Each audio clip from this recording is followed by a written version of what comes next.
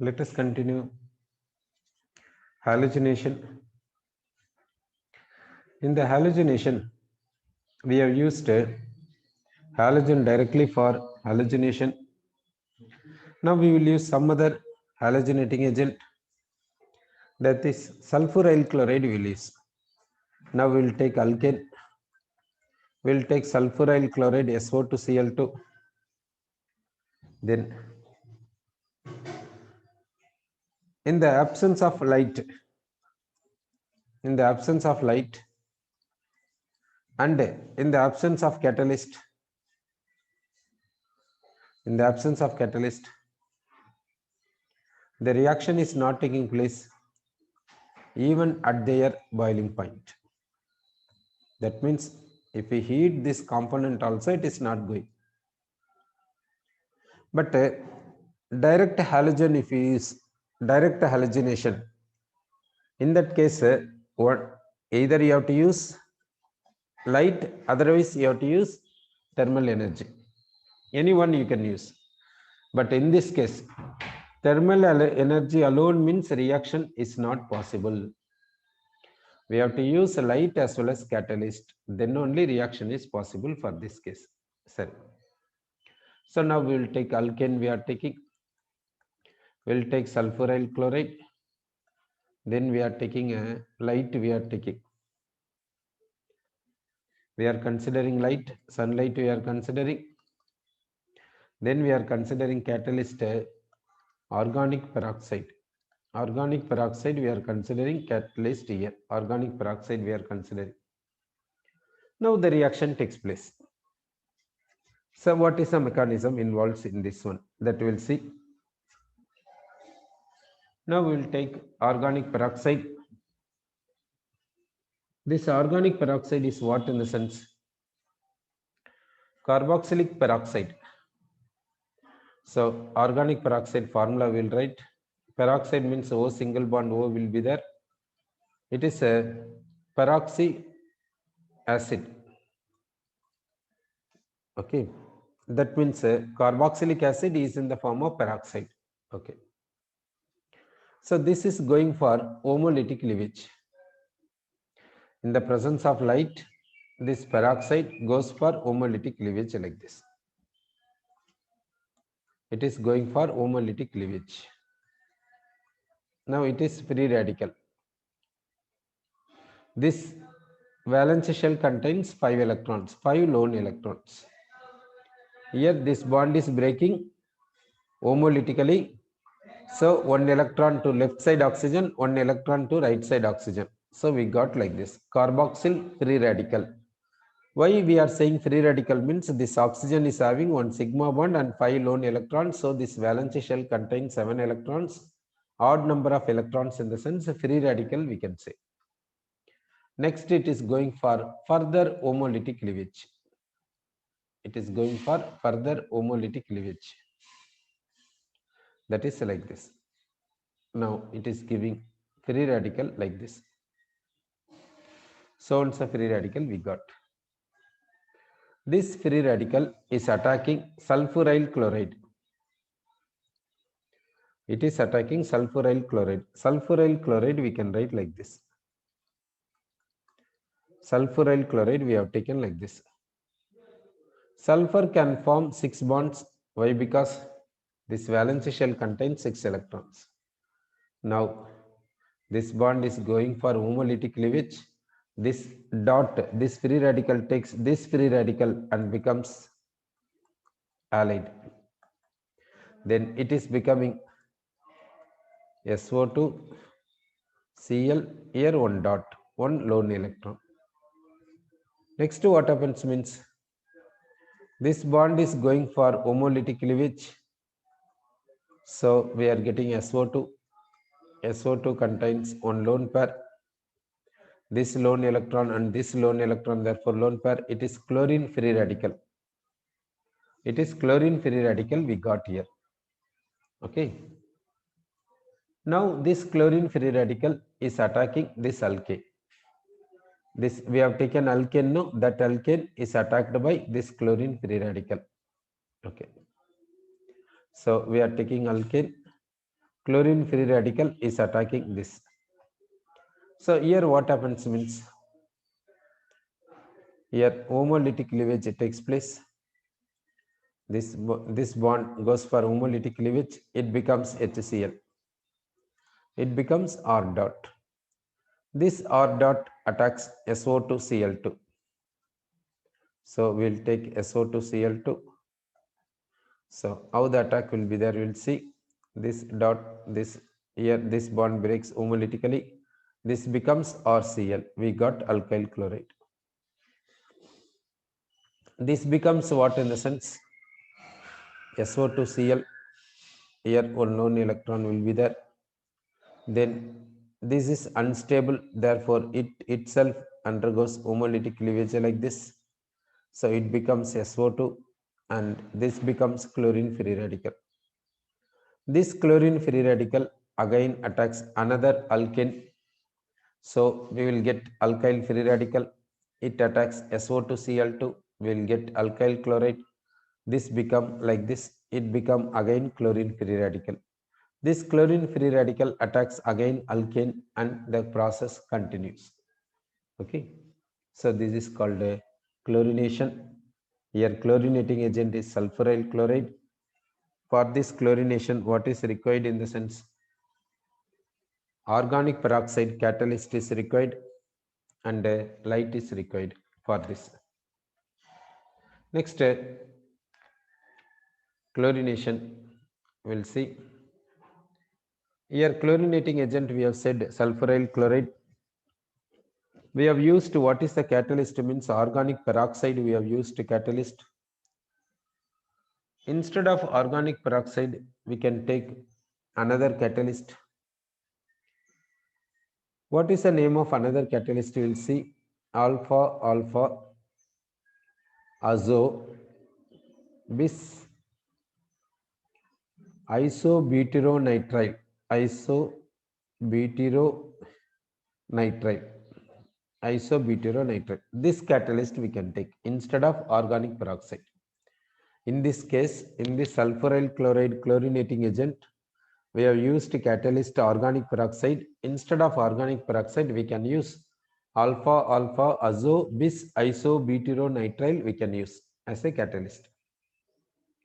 So how this catalyst playing a role, that we will see. We will write a formula for this catalyst. Here we are saying azo. Azo formula is N double bond N, this side one single bond, this side one single bond. It is azo. Now we have to say isobutyronitrile. Butyro, but means 4 carbons. Okay, 1, then 2, 3, 4. 4 carbons we are taking. Iso in the sense 2 CH3 groups should be there at second carbon. Okay, the second carbon is having 2 CH3 groups. Nitrile means cyanide should be there. In that cyanide, carbon should be included in this but. Okay, the cyanide carbon included in this but. Totally 4 carbons are there. So now we can call this is as isobutyronitrile. This isobutyronitrile we can call. Okay, then another isobutyronitrile will take. Another isobutyronitrile we have taken. So we have said here bis. Bis in the sense of 2 times. So one is here, another one is here. Therefore, we said bis. We said. So this is a why we are saying alpha alpha azo. N double bond N is called alpha. This carbon is directly attached to all azo. Therefore, it is alpha carbon. This carbon also directly attached to azo. Therefore, it is alpha carbon. Therefore, alpha alpha azo bis isobutyronitrile we said. This compound is acting as a better catalyst instead of organic peroxide in this case. Okay. So now it is giving free radical. How it gives free radical, that we will see. Now this bond goes for homolytic cleavage. This bond also goes for homolytic cleavage. Then this lone electron and this lone electron make a pi bond. Then nitrogen gas is leaving. Nitrogen gas is leaving. Then what is this one in the sense? This is free radical. This carbon gets one dot, that means free radical. So we are getting free radical here. Sounds of free radical we got. We got sounds of free radical. Sir. This free radical is attacking sulfuryl chloride. This free radical is attacking sulfuryl chloride. So now here homolytic cleavage takes place like this. This dot takes the Cl dot and it becomes the compound and leaves. It is becoming SO2 Cl. This S is having one lone electron. Then it is going for homolytic cleavage. Homolytic cleavage, it becomes SO2, it becomes Cl dot. This Cl dot will attack this alkane and we are getting alkyl chloride. Now, how do we say this is better catalyst when compared to organic peroxide?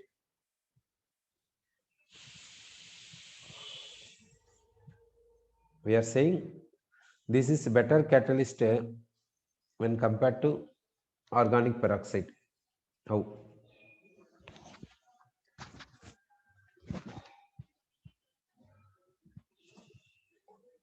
Here, cyanide electron withdrawing group is present. Here, which withdrawing group is present means cyanide electron withdrawing group is present and two alkyl groups present. The cyanide is a electron withdrawing group. How it is acting as electron withdrawing group, that we will see like this. It is this is having more electronegativity, therefore pi electron cloud will migrate like this. So carbon gets electron deficiency, therefore it is electron withdrawing group.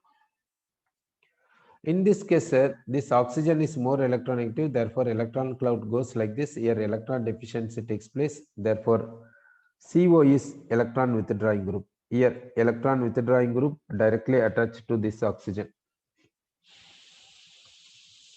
Here electron withdrawing group is attached to this carbon, it is attached to this azo group.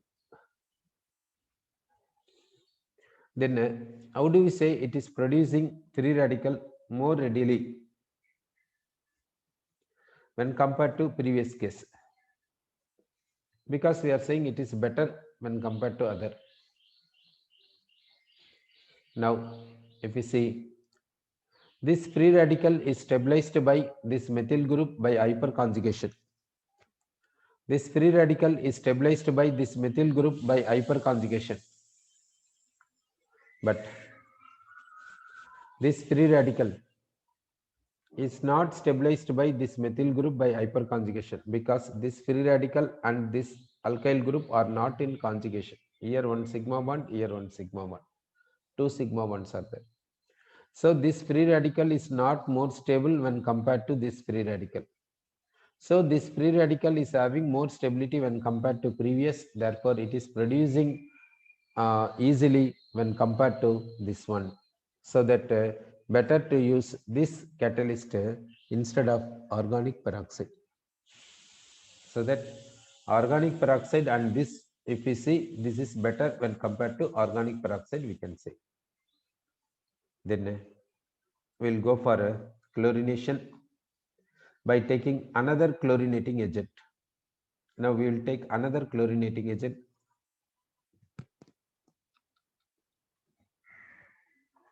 We are taking what in the sense ROCl is the chlorinating agent.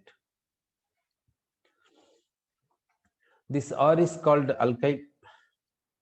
This OCl we have to call it as a hypochlorite. Hypochlorite. Why we are calling this as hypochlorite? That we'll see. This HOCl is called a hypochlorous acid. Hypochlorous acid. It is called hypochlorous acid. Now we will take ClO minus. It is called hypochlorite. It is called hypochlorite. It is hypochlorous acid. It is hypochlorite. In the place of H, R is there. Therefore, alkyl hypochlorite. Now we will use this as a halogenating agent. Now we will take a initiator. We will take some initiator, radical initiator. Some amount we will add here. Okay.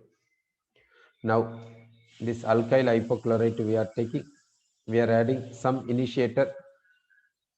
Some initiator we will add. What will happen? We will see. This initiator is a producing free radical. That free radical will take like this. Initiator producing free radical. This free radical makes this to go for homolytic cleavage. So it takes Cl and becomes like this. We have added initiator that produced a free radical. That free radical we are taking. That free radical is attacking the Cl and makes this as free radical. So we got oxygen. This alkoxy free radical we got. This alkoxy free radical attacks alkane. It is alkane. It is attacking alkane. So it is attacking alkane. So what happens? You see here it is going for homolytic cleavage. It takes H dot and becomes alcohol and leaves. We got alkyl free radical. Okay, we got alkyl free radical. Then this alkyl free radical is attacking alkyl hypochlorite. Alkyl hypochlorite. So this going for homolytic cleavage. So R dot and Cl dot becomes RCl. And we are getting alkoxy free radical. We are getting. We got alkoxy free radical now. This alkoxy free radical attacks another alkane. We are getting this alkoxy free radical becomes alcohol. We are getting R dot. R dot attacking alkyl hypochlorite. Therefore, we are getting alkyl halide, alkoxy free radical. Again, it attacks alkane. That means alkane and alkyl hypochlorite are consumed continuously. We are getting alkyl chloride continuously. So, in this method, the chlorinating agent is what in the sense alkyl hypochlorite we can say. Next, we can go for nitration. Next, we are going for nitration. For nitration, we have to do nitration in the vapor phase. And what is the temperature we have to provide in the sense 150 to 475 degrees Celsius we have to provide. Now we are getting nitration product. What nitration we will get in the sense mono nitro derivatives only, we will get mono nitration only possible. In this nitration, in alkane, carbon-carbon bond breaks, CC bond breaks. Now we'll see what are the nitration products we will take. We'll see. Now we will take methane. It is we will take for nitration. We will add corn nitric acid. We'll keep this methane in gaseous state. Even this nitric acid we will take in gaseous state. We will provide zones at temperature. So nitration takes place. One nitrogen is replaced by nitro group. One nitrogen is replaced by nitro group. So we are getting a nitromethane. We are getting nitromethane product here. So methane on nitration gives nitromethane. Next we will take ethane. We will take ethane giving what product we will see. Ethane we have taken here instead of one nitrogen you give nitro group. So nitroethane we are getting. Then here CC bond breaks. CC bond breaks means it becomes CH3. CH3 becomes a nitro product like this. So nitromethane we are getting and nitroethane we are getting. In the nitration, CC bond gets broken. Therefore, we are getting like these products. Now we will take the reactant propane. This propane we will take for nitration. So this primary hydrogen goes for nitration. Only mono nitration is possible. So here we will take nitric acid we will take and 400 degrees Celsius we are providing. So primary hydrogen is going for nitration. Therefore, we are getting 1-nitropropane. Then secondary hydrogen is going for mono nitration. So we are getting 2 nitropropane. Then CC bond gets broken. This CC bond breaks in the sense this carbon getting separated. That one carbon is giving nitro product. Here this bond is breaking means this left side 2 carbons are there. That 2 carbons are there means that gives nitro product so and so. So this propane on nitration gives this many nitro products.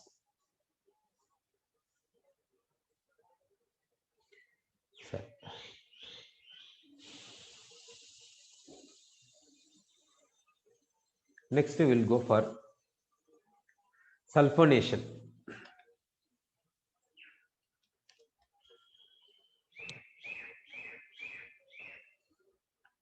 We are taking sulfonation now. This sulfonation, how to conduct in the sense we have to take, we will take alkane for this. Which alkane onwards we have to take in the sense from hexane onwards sulfonation is possible. From hexane onwards sulfonation is possible. For this we will add corn sulfuric acid. That means corn sulfuric acid plus sulfur trioxide will take corn sulfuric acid plus sulfur trioxide. This is also called oleum. Oleum we will take that contains corn sulfuric acid and sulfur trioxide. This we can also call it as fuming sulfuric acid. Fuming sulfuric acid. Fuming sulfuric acid means that contains corn sulfuric acid and dissolved sulfur trioxide. Oleum means that formula is H2S2O7. Now sulfonation is possible. So due to sulfonation, what is a product is available? You see, sulfonic group is available. So once a product is obtained, here CH2 3 times will write and the CH3. This product is available. This NXN we are taking. NXN we are taking for sulfonation. Sulfonating agent is fuming sulfuric acid, otherwise oleum. Instead of one nitrogen, SO3H group is coming. Sulfonic acid is coming. So how this sulfonation takes place, that we'll see. So now we'll take NXN.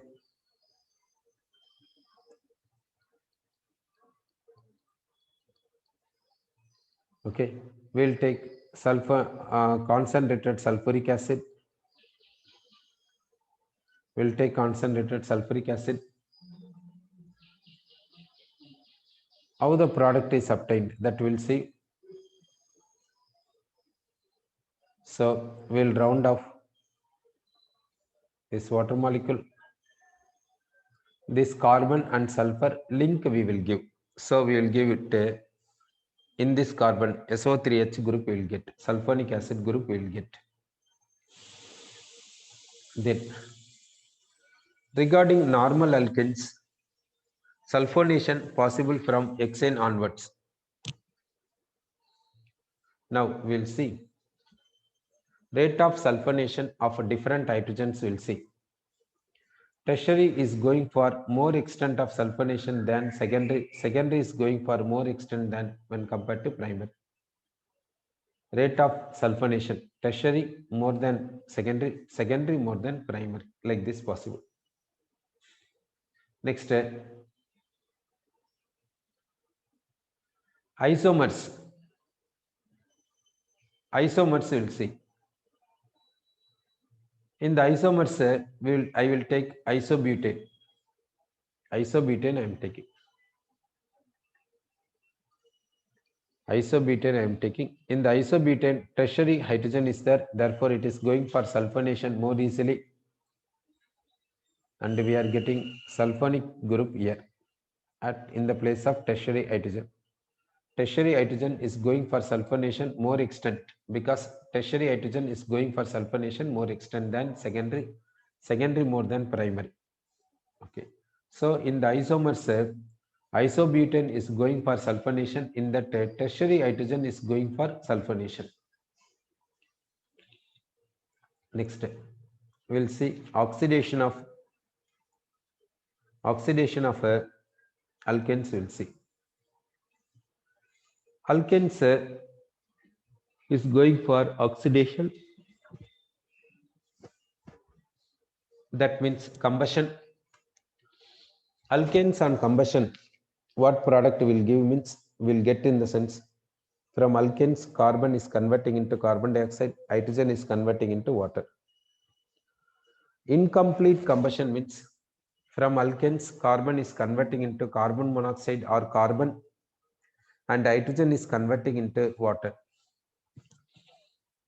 Next we will see controlled oxidation. Next we are seeing controlled oxidation. In the oxidation we have seen complete combustion and incomplete combustion we have seen. Now we will see controlled oxidation. We'll see.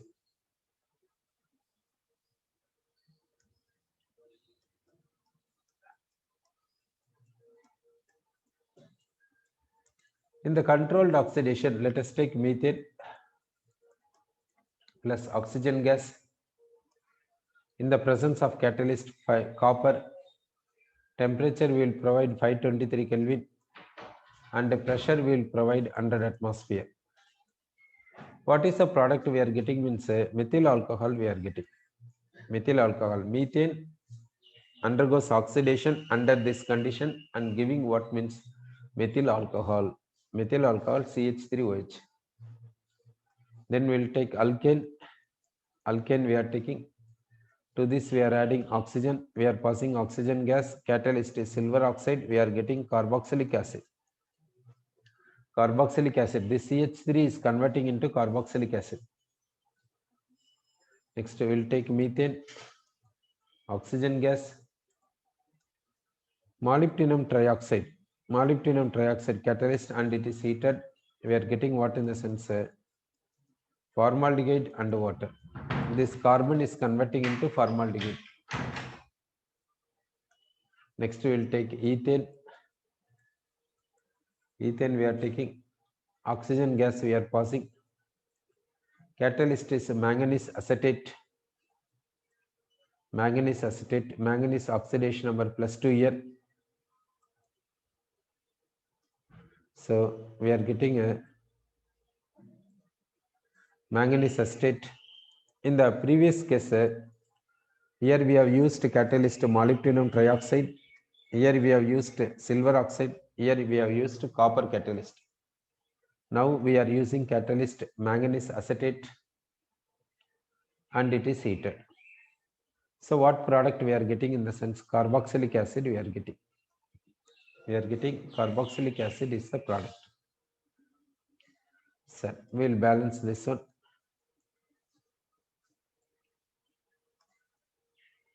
Now one carbon, this carbon is converting into carboxylic acid here. Next, we will take alkanes. We will take alkane. To this we will add oxidizing agent KMnO4. Oxidizing agent KMnO4. What happens means no reaction takes place. But tertiary hydrogen is there means reaction takes place. So now we will take the alkane which has tertiary hydrogen, that is isobutane. This isobutane to this oxidizing agent KMnO4 is added. What is the product we are getting in the sense? Tertiary hydrogen is replaced by alcoholic group. That means we are getting tertiary alcohol. We are getting tertiary alcohol in this case. We got what in the sense tertiary alcohol we got. It is called a controlled oxidation, we can say. So in the controlled oxidation, we are using different catalyst. We are getting different product. Then we are coming for potassium permanganate oxidizing agent. Potassium permanganate oxidizing agent will oxidize tertiary hydrogen, not secondary or primary. Tertiary hydrogen is converting into OH group. Okay. Next we will go for isomerization. We are going for isomerization. Now we will take for isomerization, we will take N-alkane. N-alkane means a normal chain alkane. To this we will add catalyst. Catalyst is anhydrous aluminum chloride. Catalyst anhydrous aluminum chloride. Temperature we are providing 300 degrees Celsius. Then trace of water we are providing. Then trace of alkene we are providing. Trace of alkene. Otherwise alkyl halide. Alkyl halide. We are providing. So what we are getting in the sense isomer we are getting. Isomer we are getting for this NLK. Now, for this example, we'll see in the place of N-alkane, we'll take N-butane. For this, we will take anhydrous aluminum chloride catalyst. We will take anhydrous aluminum chloride. Then we will take a 300 degrees Celsius temperature. We will provide trace of water. We will provide trace of alkene. We have to provide trace of alkene is what in the sense RCH double bond CH2. Otherwise, trace of alkyl halide we have to provide trace of alkene, otherwise trace of alkyl halide you provide it. Then reaction takes place. This N-butane isomerizes to give what in the sense isobutane. So in the resultant mixture, what will be there means resultant will be equilibrium mixture that contains N-butane as well as isobutane. So what is the mechanism involved in this one? We'll see. This is anhydrous. This anhydrous aluminum chloride will take water. In this anhydrous aluminum chloride, which part undergoes hydrolysis means aluminum ion undergoes hydrolysis. So aluminum chloride will take, it is undergoing hydrolysis with a trace of water. Here aluminum is +3. It takes OH minus from water and becomes aluminum hydroxide AlOH thrice. Then in water is providing OH minus. What is the remaining means H plus is the remaining. Okay, and this Cl minus you will write 3Cl minus you will write. So aluminum chloride undergoes hydrolysis and provides aluminum hydroxide and H plus. This H plus is attacking this alkene. This alkene is attacked by H plus. So this H plus is attacking alkene. Alkene will take like this. So alkene is attacked by this H plus. H plus goes to here. This coming here. Electromeric effect. So RCH, this carbon loses the bond, therefore getting positive charge single bond CH3. So we got a carbocation is a intermediate here. Carbocation we got, this carbon is having positive charge, therefore we got carbocation. This carbocation is attacking which one in the sense this N-butane. Carbocation is attacking N-butane. Okay. So carbocation is attacked by N-butane. So now we will take N-butane, one carbon. It is second carbon. It is third carbon. It is fourth carbon. It is N-butane. So this carbocation, what it does in the sense, it takes a H minus. Therefore, this becomes carbocation. It is becoming what in the sense R CH2 CH3. That is leaving. Now we are getting here carbocation. We are getting that carbocation. You see CH3.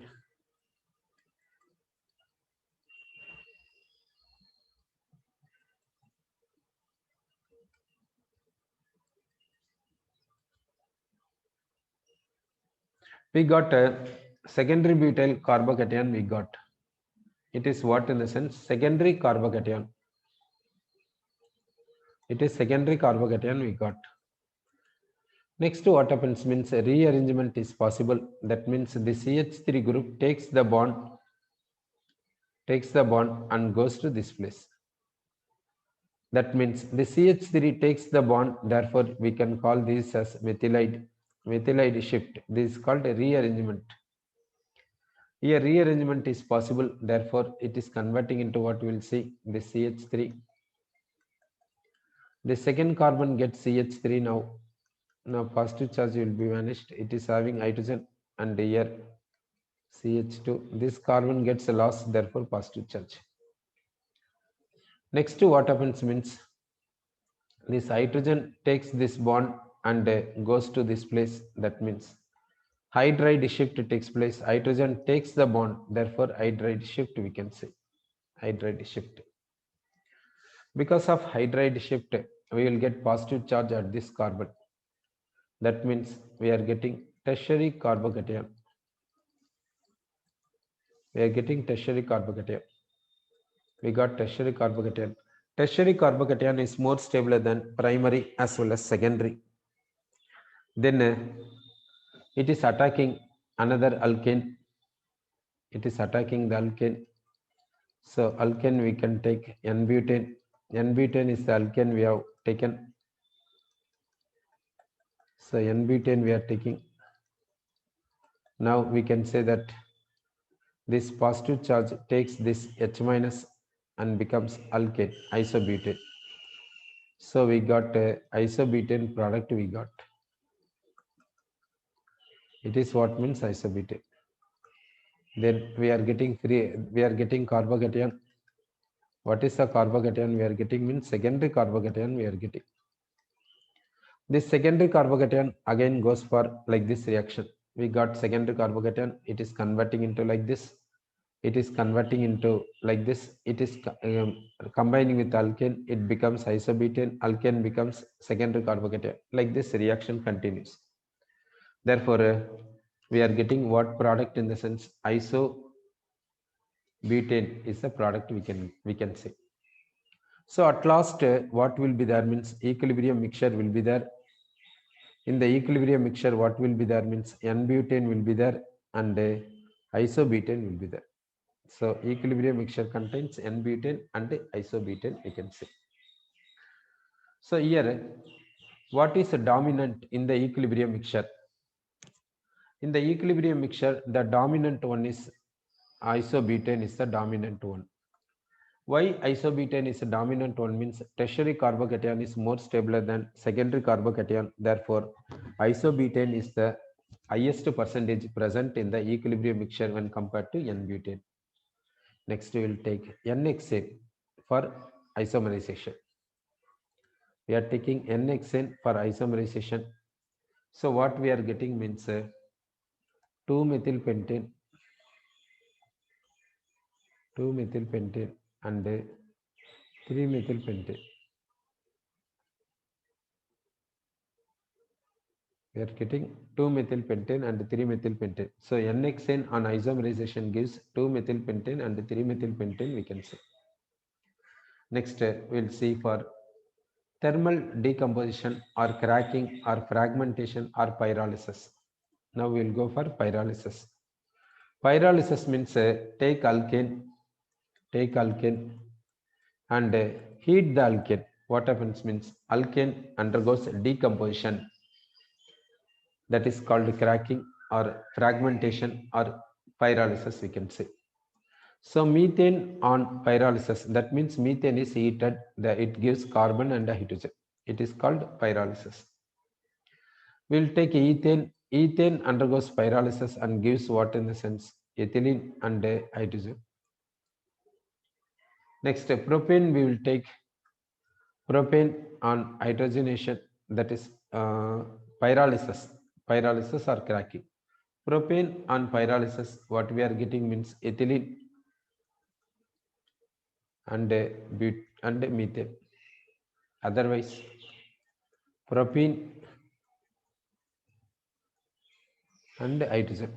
So